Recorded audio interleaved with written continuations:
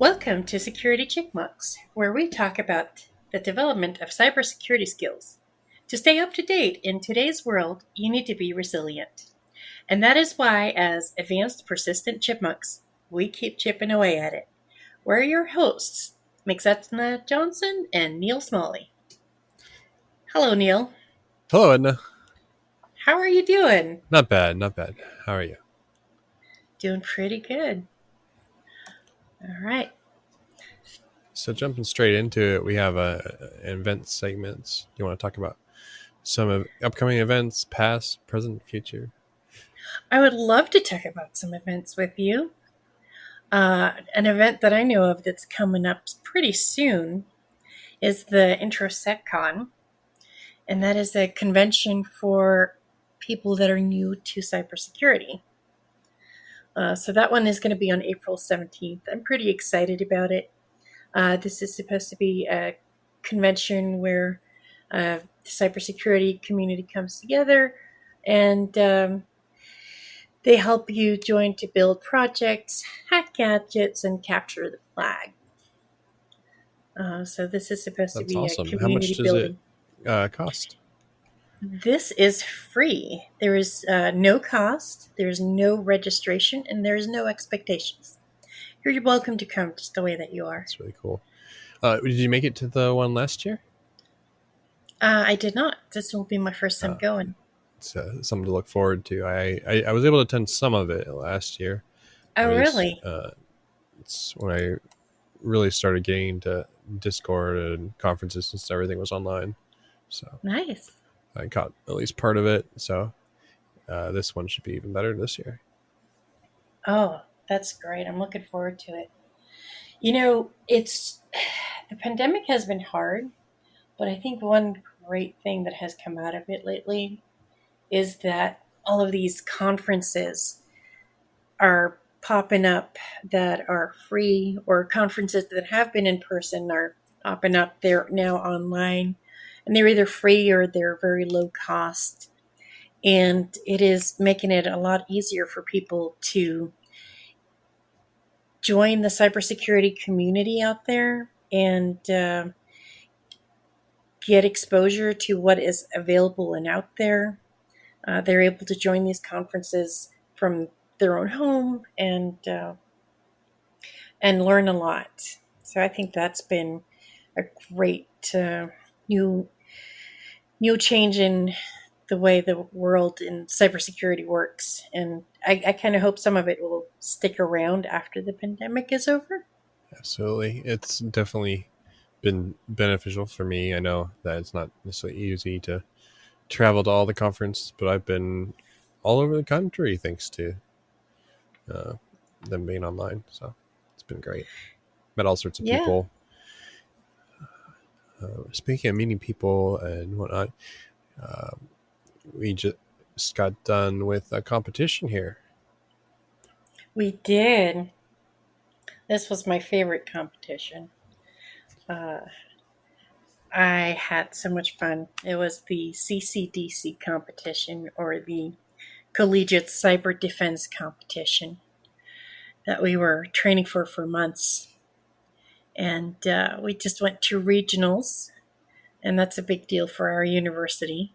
It was the first time in a few years that our university has had a team go to regionals.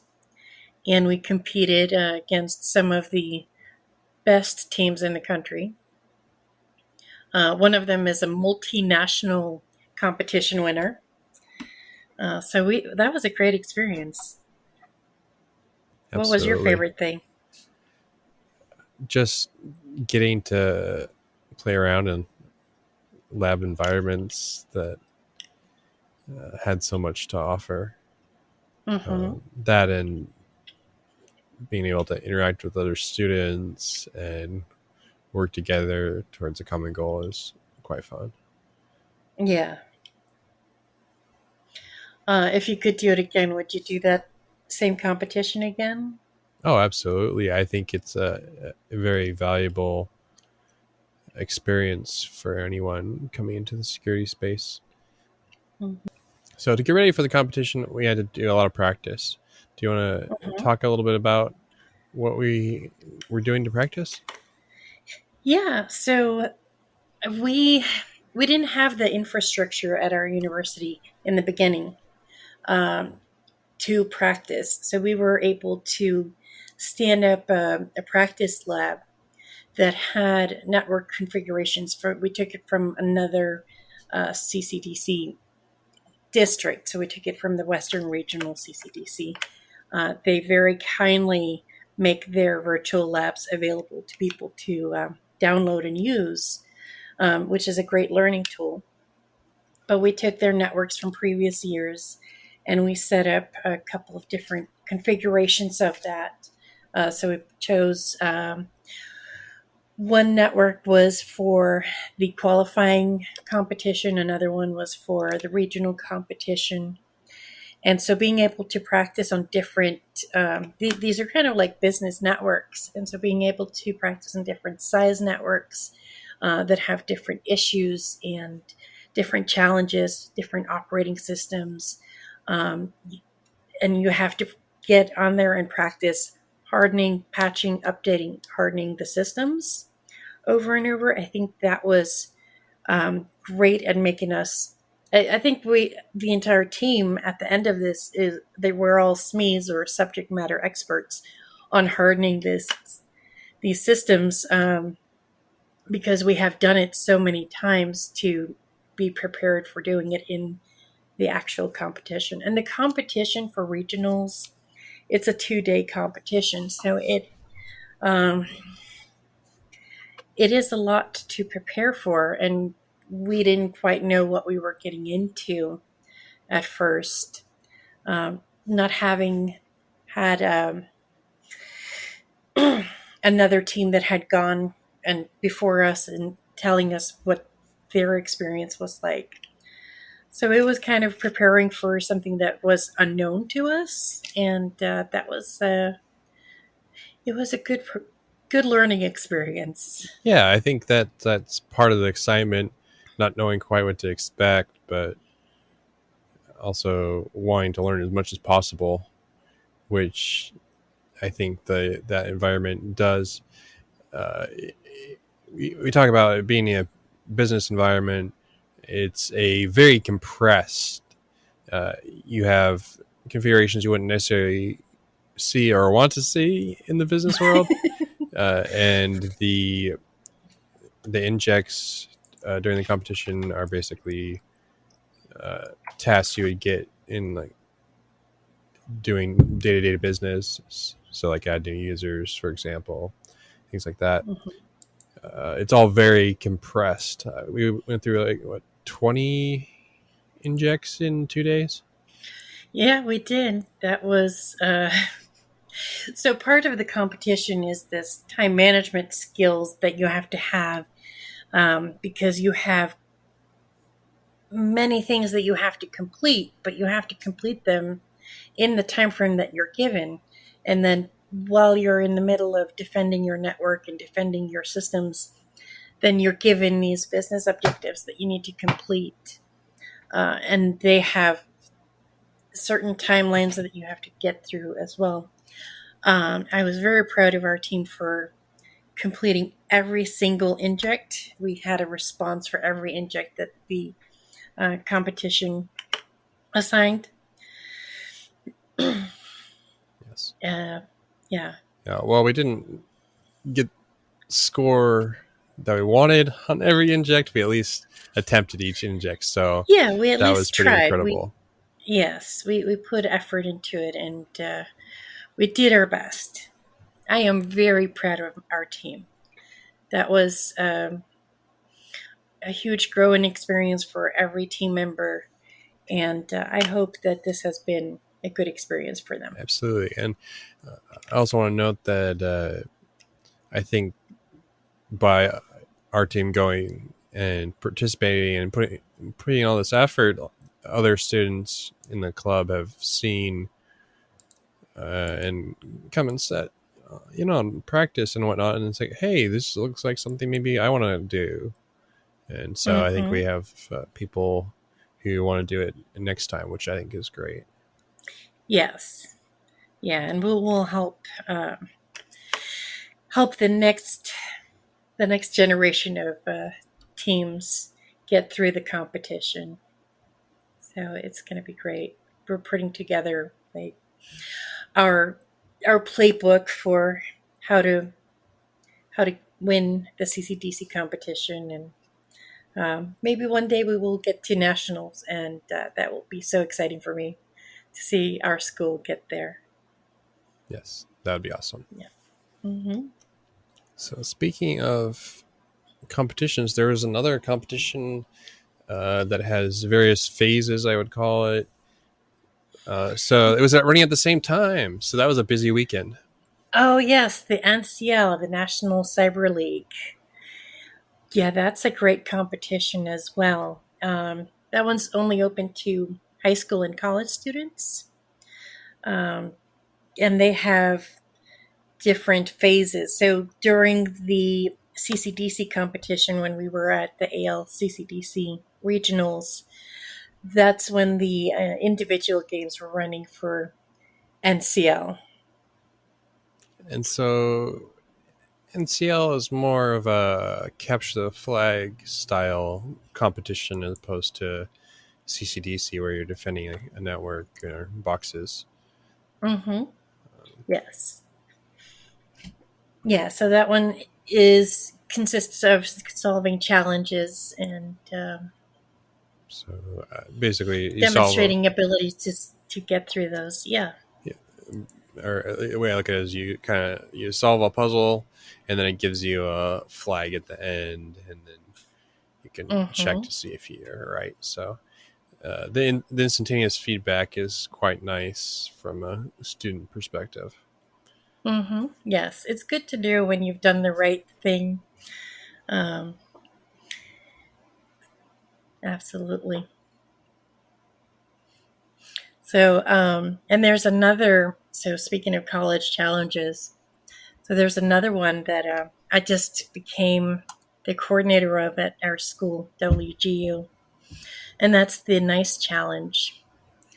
So that one is great for developing real world cybersecurity skills within a business environment. So it's like a mini CCDC, but you have a weekend to solve challenges, and you can work on your own, or you can do it in a team where you work with friends to solve the challenges. So at our school, we have people that will meet up on Discord and walk through the challenges, and they help each other out. There's a great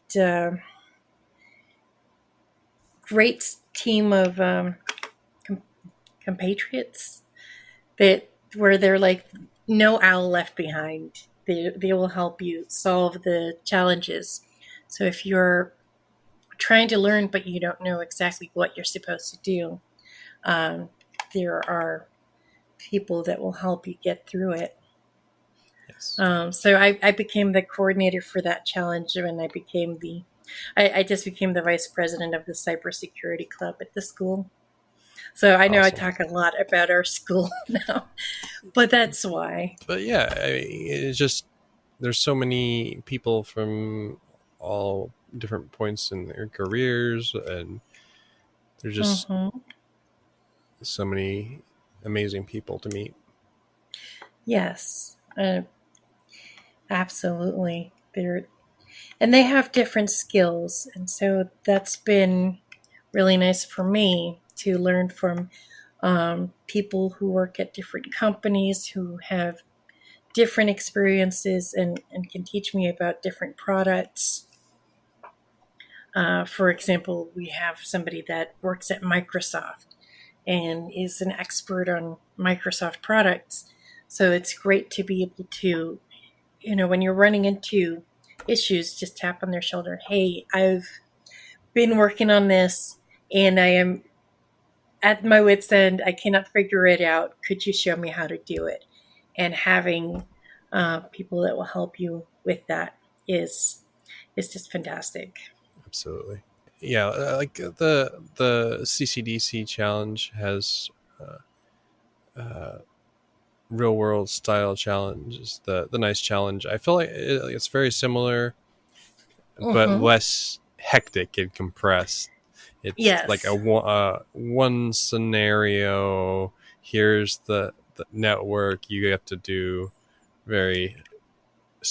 It's like getting an inject, but it's one inject. So Yes. it's a nice way to warm up for CCDC, as it were.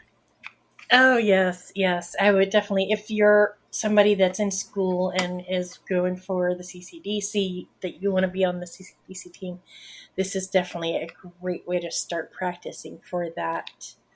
And But the nice, go ahead. sorry, I was just going to comment. I believe they map to NIST objectives as Yes, well, the which is NIST really cool. framework, absolutely. So that is a framework that describes many different roles in the cybersecurity world. And so this is um, the challenge. It selects a role or one of the items in the NIST framework and then builds a challenge based on that. So you can experience different areas in cybersecurity, try them out, and see if those challenges are fun for you and if that's where you want to continue your learning. So that's a great benefit of the nice challenges as well. So moving away from uh, time constrained events, there's other things that are available all the time, pretty much. So Yes. there's different labs like HackTheBox or whatnot. When we Mm-hmm. were doing our previous recording, I had complained about the VPN, but since then I've actually tried it, and it seems like they've really worked out a lot of the kinks. I didn't have any issues with the connecting to the VPN and playing around with some of the starting point uh, labs, so Okay, so or VPN boxes rather. on so the VPN on what? Oh, I thought I said hack the box. Okay, I didn't hear you say that. Apologies. Sorry. So I hack the box is a mm-hmm, website that has various boxes that they have made, and then lots of community contributed boxes that you can practice different attack techniques on or whatnot. mm-hmm, So you might have to exploit a certain type of vulnerability or something to get into the box and gain user. Typically, it would go like user privileges and then admin privileges after that to complete the particular box. mm-hmm. Very nice. So Hack the Box had issues with the VPN, and it's a little more stable now. Or at And least I've heard a um, lot of complaints about it, and I've had yes, my own share. But no, I think they made a lot of updates, even this last year or so, probably. mm-hmm. That it seems it's much more stable now. Okay. So there's another one as well called TryHackMe. Have you tried that one? I have. Uh, So what are your thoughts on TryHackMe? it's interesting. Some people think it's a little bit too handholdy, but Mm-hmm.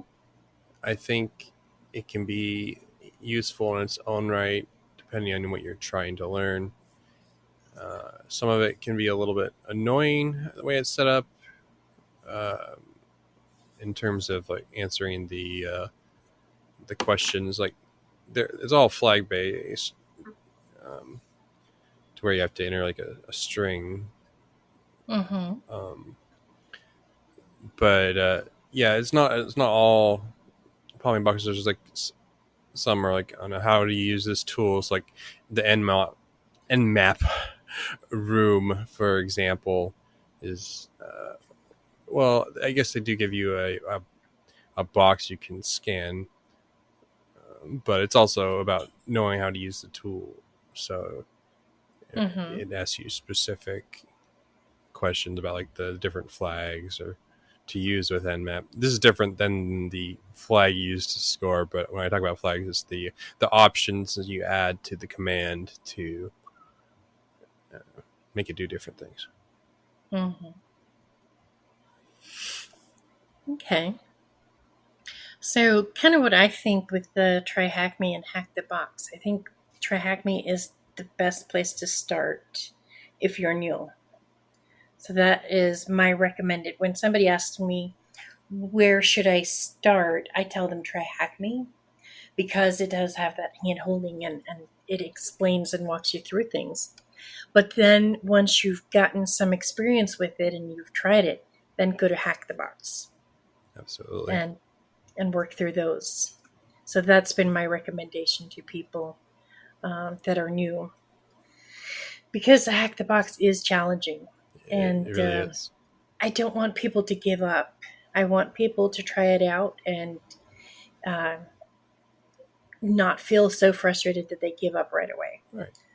So that's my goal. Get Absolutely. people interested in and involved and get them going, and then raise that bar as they learn more. Another interesting one for more beginner. Well, they also have some more advanced topics, but Immersive Labs has some interactive kind of like very even more um, constrained, or the scope is more constrained, even more like than TryHackMe, for example, where they could Mhm. have an entire room just dedicated to Nmap. Their labs are more like do this one thing with Nmap or something practically. Mm-hmm. Yes. So immersive labs, I feel like, is a hidden secret uh, for college students. It As college students, you have access to some free immersive labs, and they are a great educational opportunity.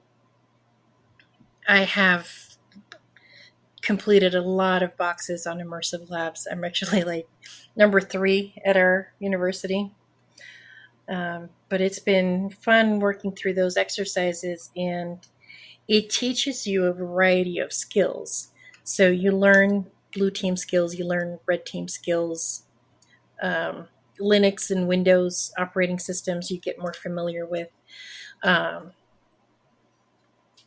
yeah, so I and it matches. They have it mapped out to the MITRE ATT&CK framework, so it will tell you what this is as far as where it matches in the MITRE ATT&CK framework, if it has a match there.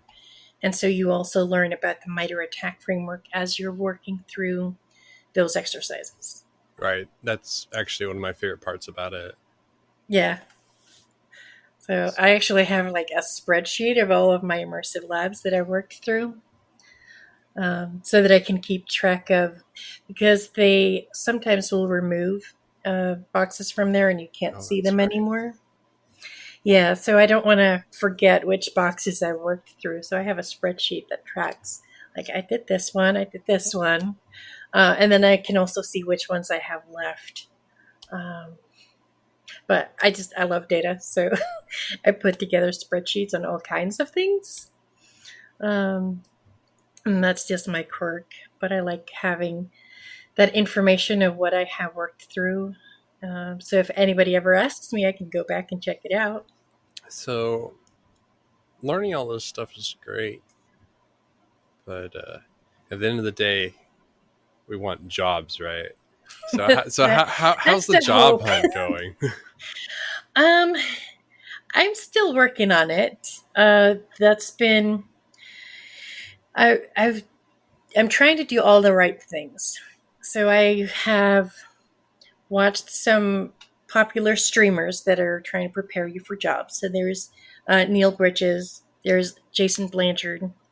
Um, they have great information. Jason Blanchard, I absolutely 100% recommend that if you're looking for a job, watch his stream. He does them on Tuesdays and Fridays, and his method works. I'm sure it will work for me eventually, but I'm still working on it. Um, But you've so, gotten uh, mhm. you've been able to at least make contacts through his method, right? Yes.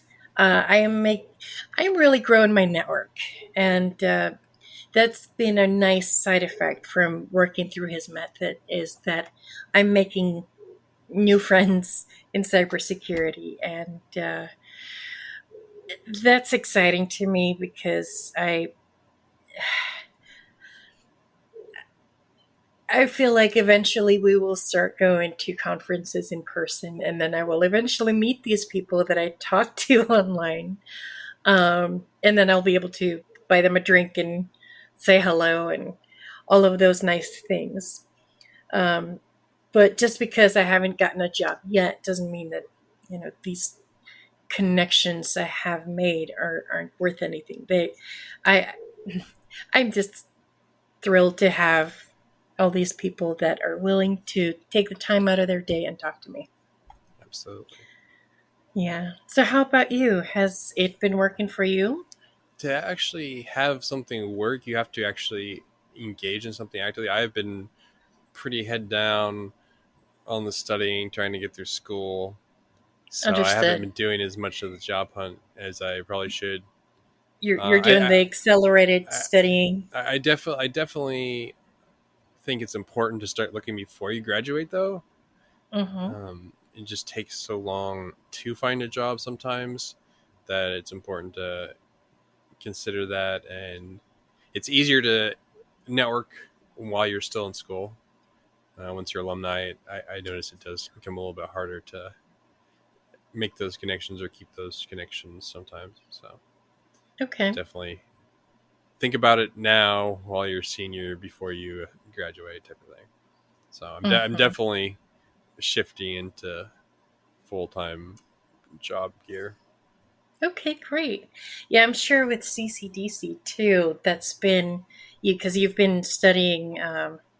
I know you study like from morning to night, and then you help out teaching your fellow students, and you've been working on the CCDC team. So I'm sure that's been a lot of work by itself. Um, so once you do graduate, what are you hoping to get a job in? I think it would be really fantastic to get an even just like an internship to start out with. So some sort of cyber Yeah. analyst internship or SOC analyst internship, or I've even seen apprenticeship programs where they'll train you up to be entry level SOC analysts. So there's all sorts of Mm-hmm. possibilities out there. But Okay. I'm definitely leaning more towards the blue side of things. I think red team things are great, but I'm just not there in my career right now. Mm-hmm. Yeah. There's seems to be a lot of hype about Red Team because that's um, what I'm just going to say. It looks sexy to people. Yeah, Um, the idea of breaking into companies and doing a pen test, and but I think that's not the majority of the cybersecurity field, and so right. everybody's focused on this small segment when there's so much more that you could be looking Yeah. at that is I don't know. very interesting as well. People say that looking at logs all day is boring. I don't know. I like logs. I probably would get bored if I did it all day, but I would love to be in that position of being bored of logs. Yeah. Yeah, that sounds good. Um, all right. So, other than working through boxes and doing all that learning, is there anything else any reading that you're doing or? Yeah, so I definitely have different projects I work on. Hmm. I've been doing a lot of learning about PowerShell, how Nice. those scripts work and whatnot.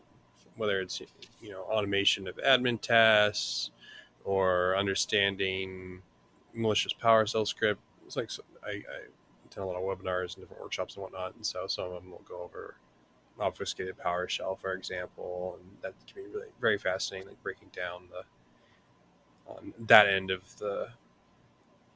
things, like you my impression is that you typically would start out like you have like various indicators that there's a problem, and then if you dig down you might find a file, for example. So then like the dissecting the files, see if it's malicious or whatnot, is very interesting side of things. So. Yeah, that sounds interesting. How about yourself? Um, Anything you've been working on the side in addition to your studies or competition stuff? well, there's a project that I am starting that I'm putting together the pieces for because I'm going to be making the poor man's bash bunny. Ah, So I'm going to make that'll be some fun. for my classmates so that they can play around with that. And so, And I will. what is Mhm. the Bash Bunny for people who might not know?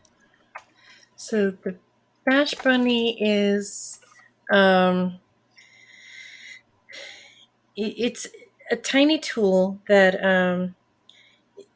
it's a USB that you plug in and it automates tasks. So if you have a USB drive, there's an attack where you spread USB drives in parking lots. So this is something that you can have and drop a bash bunny and somebody else will pick it up and then plug it into their computer and then you can execute a payload and something bad might happen. Um, so that's kind of what I'm working on, making these USB drives that my classmates can So test basically, out. it auto runs once you plug it in. Something. Yes, yes. It's you don't want to plug it into your computer. Gotcha. um, yeah. Sounds very handy to have in the bag of tricks. Mm-hmm. Yeah. Um, so other than that, uh, I watch a lot of tech TikToks. There's one that I really enjoy, and he's got a YouTube channel as well, but it's Crypto the Llama. Don't And so think he I. will do. Hmm?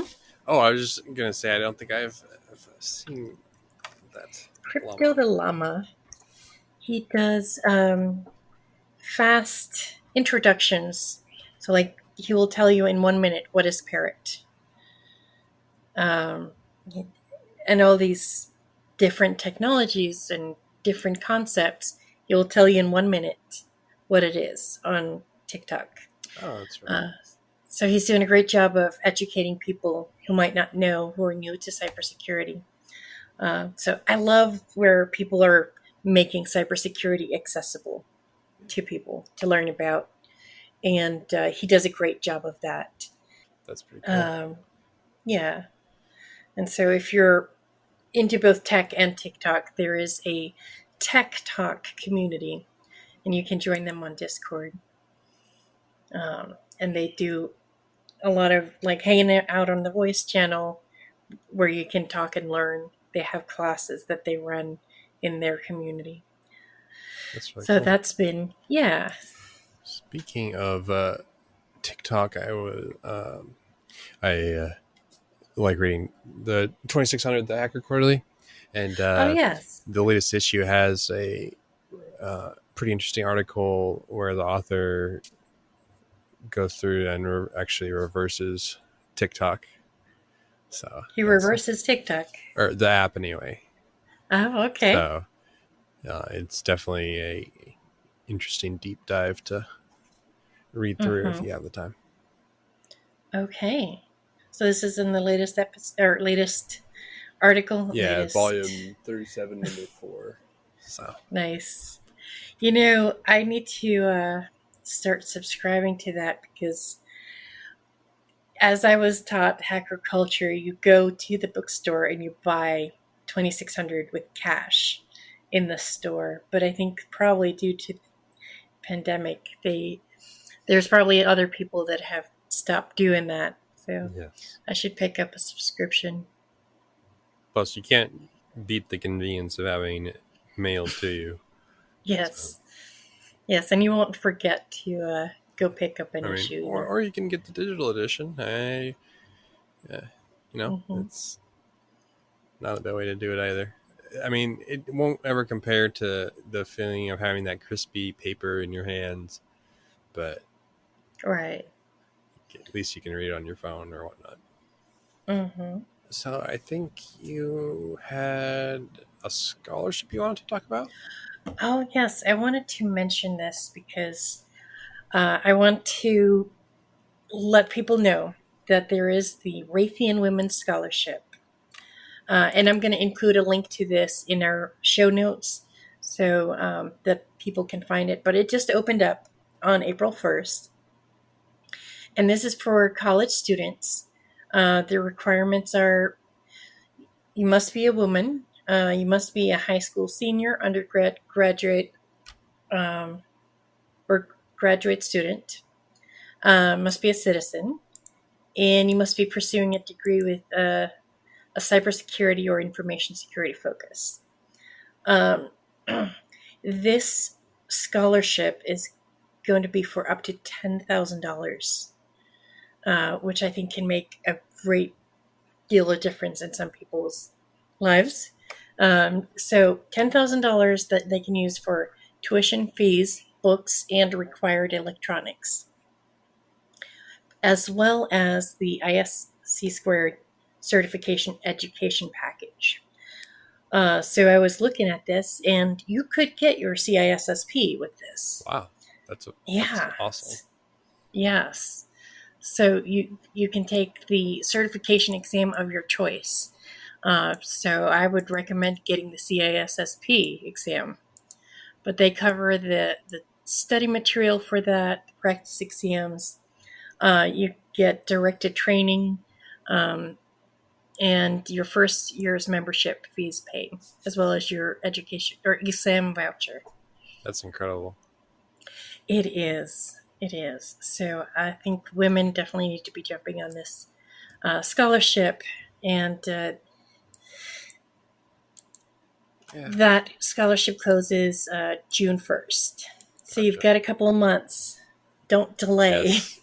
And a lot of times, just even knowing about the scholarships is huge.